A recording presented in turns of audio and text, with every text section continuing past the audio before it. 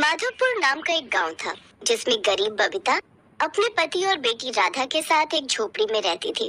बबीता का पति महेश एक दूधिया था। उसके पास एक गाय थी जिनका दूध बेचकर वो अपना घर चलाता था। एक रोज, सुनिए जी, आज मैंने थोड़ी लस्सी भी बनाई है। कल थोड़ा दूध बच गया था तो मैंने लस्सी बना ली। इसमें मैंने मसाला बनाकर तैयार कर लिया है। आप चाहोगे तो इसे भी बेच आना। ठीक है बबीता। महेश दूध बेचने जाता है, जहाँ साथ में वो बबीता की बनाई हुई लस्सी भी लोगों को लेने के लिए कहता है।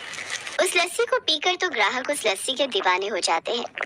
महेश भाई, तुम्हारा दूध तो लाजवाब होता ही है, उसमें कोई मिलावट नहीं होती, साथ में लस्सी भी लाजवाब होती है। क्या कमाल का स्वाद है इस लस्सी में। महेश उस दिन बहुत खुश होता है क्योंकि उसकी अच्छी खासी कमाई जो हुई थी। वो घर आकर ये बात अपनी पत्नी को बताता है। देख बबीता, आज तुम्हारी लस्सी के कारण हमें कितनी कमाई हुई है। अब इन पैसों से हम सबसे पहले अपनी मुनिया के लिए पंखा लाएंगे। बेचारी गर्मी में इसका बुरा हाल हो जाता है। ठीक कहते हो जी, घर में पंखा आ जाएगा तो गर्मियाँ कट ही जाएंगी। अब देखना हमारे बुरे दिन कैसे खत्म होते हैं। अब हम भी खूब पैसे कमाएंगे। लेकिन कहते हैं ना, भविष्य में क्या होगा इसकी खबर किसी को नहीं होती। ऐसा ही कुछ हुआ बबीता के साथ। अगली सुबह जब वो महेश को उठाने लगी तो, उठिए जी, आज दूध देने नहीं जाना है क्या? सुनिए, उठिए ना। लेकिन महेश इतनी गहरी नींद में सो चुका था जिस नींद से कोई भी जाग ही नहीं सकता। दरअसल रात को सोते सोते महेश को हार्ट अटैक आया था, जिसमें उसकी सोते सोते जान चली गई थी। राधा और बबीता पूरी तरह से गम में डूब गई। लेकिन अभी वो इस गम से उभर भी नहीं पाई थी कि तभी उनकी गाय शन्नू का भी निधन हो जाता है। अब उनके पास कमाई का कोई जरिया नहीं था। अब बबीता के पास कमाई का कोई जरिया नहीं था। वो अपना और राधा का पेट पालने के लिए गांव के सेठ के घर काम करने लगी। एक रोज, माँ, आज मेरे स्कूल की छुट्टी है, तो क्या मैं भी आपके साथ सेठ जी के घर चलूं? यहाँ गर्मी में बैठकर मेरी हालत खराब हो जाती है। इसी बहाने वहाँ चलकर थोड़ी हवा खा लूंगी। अच्छा ठीक है, चल, लेकिन वहाँ चलकर कोई शैतानी मत करना, समझी? नहीं माँ, मैं कोई शैतानी नहीं करूँगी। बबीता राधा को अपने साथ ले गई। अरे राधा, ये लड़की कौन है और इसे यहाँ क्यों ले आई? ये मेरी बेटी है सेठानी जी। आज इसके स्कूल की छुट्टी है तो घर में अकेले कैसे रहती, इसीलिए अपने साथ ले आई। साथ ही से गर्मी लग रही थी, इसलिए मैंने सोचा कुछ देर यहाँ हवा खा लेगी।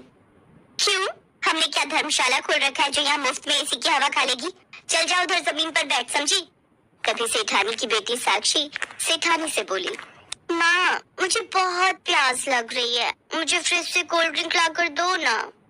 हाय, मेरी बच्ची को गर्मी लग रही है, रुक, मैं अभी तेरे लिए कोल्ड ड्रिंक लेकर आती हूँ। माँ, मुझे भी कोल्ड ड्रिंक पीनी है। ए, चल, मेरी बच्ची के खाने को नजर लगा रही है, चल निकल यहाँ से।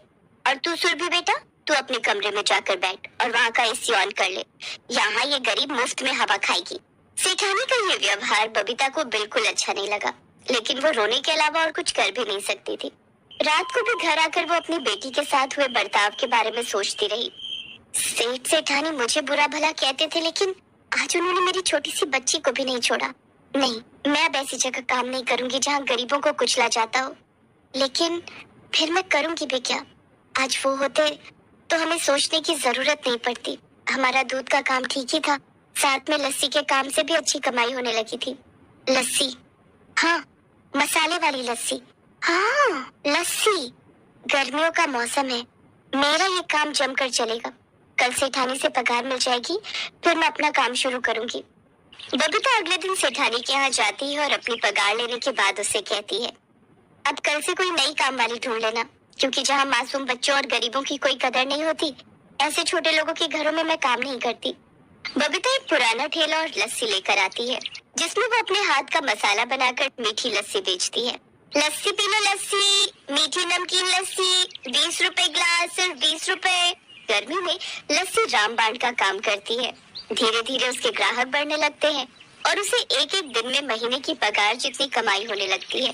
वो इसी तरह अपने काम को बढ़ाती जाती है। अब उसने अपने लिए नया घर ले लिया, जिसमें एसी, पंखा, कूलर सब लगा हुआ था।